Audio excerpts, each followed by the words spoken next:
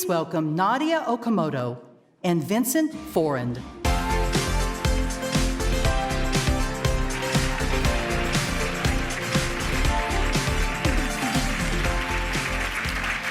Hi everyone, I'm Nadya Okamoto. I'm 20 years old and I'm a rising junior at Harvard College. Hi there, I'm Vincent Forand and I'm 21 and I'm at Cornell University as a junior. And we're here to talk about, well... periods. Exactly. So my passion for periods comes from a very personal place. I know it's not the most common thing to be very passionate about or obsessed with, but I am. And my passion for periods starts when I was about 15 years old. My family experienced living without a home of our own and experiencing a lot of financial and housing instability. And during this time, I had many conversations with homeless women who were in much worse living situations than I was in. And they would tell me their stories and we would bond with each other over our shared experience of growing up with domestic abuse and sexual assault. And I started asking them what's the most challenging thing about their living situation. And that's when I discovered the unaddressed natural need of periods. I accidentally collected this anthology of their stories of using toilet paper, socks, brown paper grocery bags, cardboard, and cotton balls to take care of their period. And it sparked this sort of anger within me, obsession with period poverty, but also this big privilege check. Because even in this time when my family was experiencing legal homelessness, and I felt very underprivileged compared to a lot of my classmates at our private school, at the same time, I never had to use trash to take care of my periods. And I grew up in a family that was comfortable talking about periods, so I didn't whisper the word period or tampon like it was something to hide as much, right? So I sort of became obsessed with periods, and I swear I have friends when I say this, but in my free time, I would sit by myself in front of my computer and Google keywords around period poverty and anything like that. I learned that periods are the #1 reason why girls miss school in developing countries. Period-related pain is a leading cause of absenteeism for girls in the US. And then in 2014, 40 states in the US had a sales tax on period products, considering them as a luxury. Meanwhile, products like Rogaine and Viagra were considered essential goods. So as me, for a budding 16-year-old feminist, I would sit there and think to myself, are you fucking kidding me? Right? Like, with that statement, it's saying that old man hair growth and erections are considered more of a necessity than over half of our global population feeling clean, confident, capable 100% of the time, regardless of a natural need.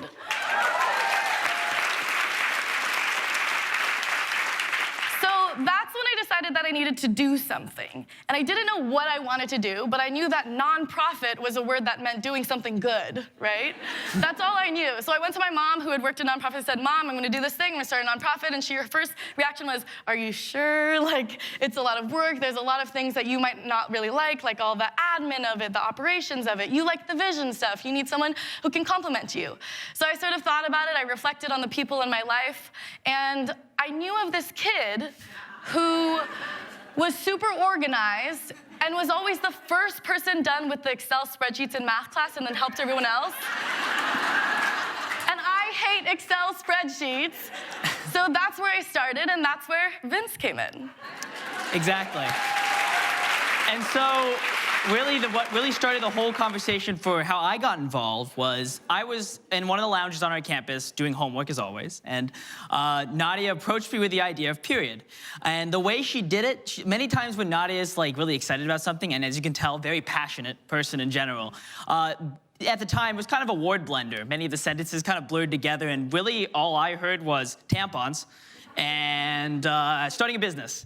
And so for me, I, at that time, was thinking about entrepreneurship in my own life, and I was really wanting to do something to change the world at a young age, and I really wanted to start a business, but I had no spark whatsoever. I just hadn't any specific ideas. I wanted to do something in social good, but I had no idea what I wanted to latch onto, and then Nadya approached me with this idea in almost the perfect timing at sophomore year of high school, and so I just said yes. And definitely will say, I had no idea what a period was. So it was kind of taking a leap, Exactly. So at the age of 16 years old, I found a co-founder who didn't know what menstruation was. And a lot of that that is because today, even in, then in 2014 and still today, when periods are talked about to young people in school, they're taught in gender-segregated classrooms, which is an issue because it enforces the gender binary, and I'm not even gonna get started on that. But also, it means that meanwhile the girls learn that what a tampon is, what a pad is, what menstruation is, and how to use it, but they learn that you only talk about periods behind closed doors with only other girls. Cisgender girls. Meanwhile, the guys never hear about periods. So Vince, not having any sisters, never really had to learn what menstruation was. So that was the first thing we did as co-founders, was teach Vince what a period was. So the next thing we did was decide that we needed a work session. And so we met at Starbucks for about 6 hours that Saturday, and we sort of had this unspoken commitment of we don't know what the fuck we're doing, but we're gonna do it anyways. And we literally Googled questions like, what is a nonprofit? What is a 501c3? What is the IRS? What is a board of directors? Exactly. And we just kept asking questions and just doing what we thought was the simple steps we needed to do to address getting period products to people who needed them. I started pitching to anyone who would listen. I would try busking on the street, realizing that did not make enough money worth my time. I started going into any staff meeting I could find and just try pitching to them. I once went to an auto mechanic store, to a Jiffy Lube location. I just said, I just want to try out a pitch. Can I just speak at one of your staff meetings? And I cannot tell you, but as soon as I would say the word period, every guy in the room, all guys in the room, would drop their sandwiches and sort of disgust as soon as I said menstruation. But it was interesting because I had this spark. I thrived off of that. Even when I said, hi, I'm here to talk about periods, I noticed some men in the room going, right? I love that. It's exciting because it means that we have a real chance to make change, and I hope that by the time we're done with our talk, you're excited to be a period warrior with us. Anyways, so from there, I learned what pitches worked, what didn't, and so I went on Eventbrite. I just typed in pitch competition, and I went to most of them and won all of the ones I tried out for. Thank you. We started with a small pot of money, and naturally, what did we do? Essentially what we did was we tried to hit the most impact as possible, so we bought out Dollar Trees, we bought out Walmarts in our entire area to get these menstrual hygiene products all in the care package supplies. And we worked with the nonprofit partners in our specific area. Portland specifically, in Portland, Oregon, where we're both from, has a very large concentration of homeless shelters, domestic violence shelters, women's shelters. So we reached out to all of them and just contacted them saying, we want to provide you menstrual hygiene products. We're assuming that you probably don't actually provide as much as you think. And so for us, we were just going for straight impact. Every single dollar that we raised, we spent directly on products. Exactly. And naturally, as part of Gen Z, we were just posting on social media. And we just used social media by inviting our friends over to join us to put together packs of period products. And within a matter of months, we had hundreds of messages from students from all around the country and journalists from around the country saying, we've never thought about period poverty, how do we get involved? And so Vince and I sat down and we just wrote down everything we did in our community and we said, do this in your own community. And that's how we started our chapter network. So Period, we are now the largest youth-run NGO in women's health in the world.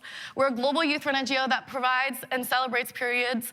We're trying to fight to end period poverty and period stigma through service, education, and policy. So what that means is we distribute period products to people in need. We're working to change the way people think, talk, and learn about periods. And we're now working from the local to the federal level around period policy, working towards menstrual equity.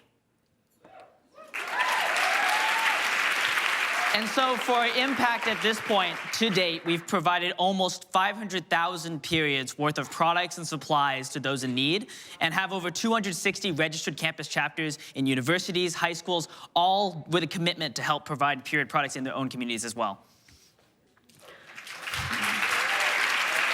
And so we kind of built a movement accidentally. Accidentally built a movement. 2018 was sort of the year we really scaled up. I'm currently taking a leave of absence from Harvard because I just published my debut book with Simon & Schuster called Period Power, a Manifesto for the Menstrual Movement. And I wrote the book because, thank you. I wrote the book inspired by Gloria Steinem and all the work that she did. And I remember when learning about second wave feminism, they had these defining manifesto texts that sort of set up, this is what we're doing in this movement. So that's what I did with this book. And we're now moving forward. We're working with major brands and media partners to try to spread the word about periods and normalize the normal. So when I try to convince people to care about periods in the menstrual movement, I always frame it in this way that the menstrual movement is the key to global development and achieving gender equality and equity around the world. How I define the menstrual movement is that it's the fight for equitable access to menstrual hygiene and breaking the stigma around periods. When you look at how the United Nations and the World Health Organizations of the world define gender equality, it sort of falls into these 4 buckets: education, healthcare, economic mobility, and representation in politics and decision-making. We've already talked about how a lack of access to period products are a huge barrier for success in education, healthcare, and economic mobility. But it's also a big issue we need to bring into politics and pushing more women and menstruating people into positions of power. When we think about here in the US, still about 80% of our congressional positions are held by men. And if that 80% of men are afraid to talk about periods and acknowledge it as a natural need, it will continue to go unaddressed. At the same time, we see that periods and hormone imbalances continue to be some sort of reason why women can't hold high positions of power. A period was literally used as an excuse in the 2016 presidential election as to why Hillary Clinton couldn't hold office, which I find ridiculous because Hillary Clinton was too old to get her period.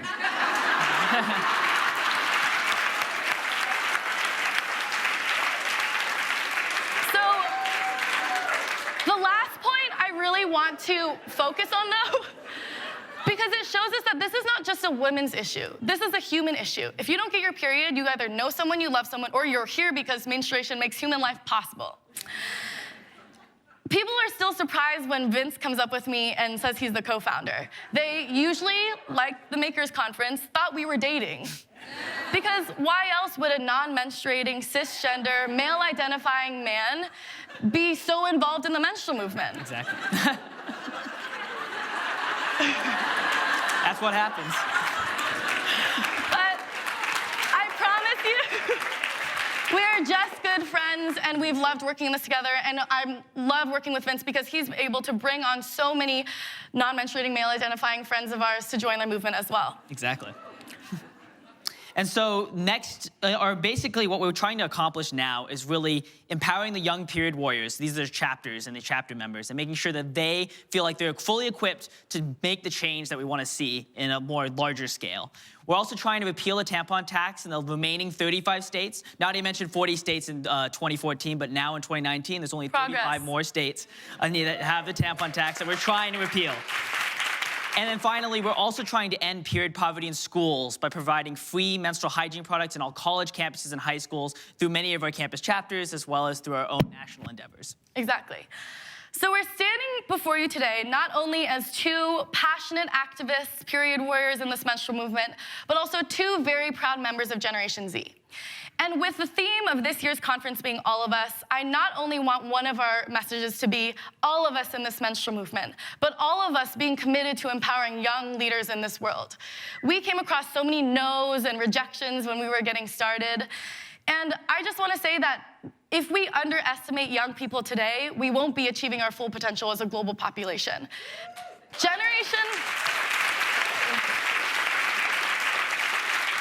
Aside from my work at Juve, I'm also Chief Brand Officer at Juve Consulting, which is a Gen Z marketing agency that employs hundreds of Gen Z people all around the world to work with major brands from small organizations all the way to the Microsofts and Verizons of the world.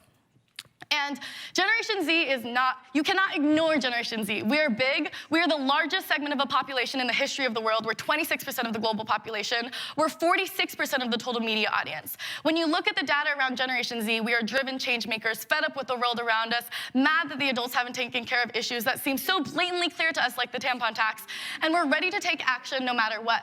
We're defying this idea that you need a certain number of degrees or qualifications or professional experience to get started, and we just go for it.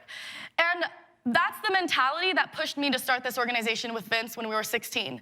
That's the mentality that pushed me to run for public office for Cambridge City Council when I was 19 years old. And that's the mentality that I had when I wanted to write a book, and I just Googled how to write a book. So with that, thank you so much for listening and talking about periods.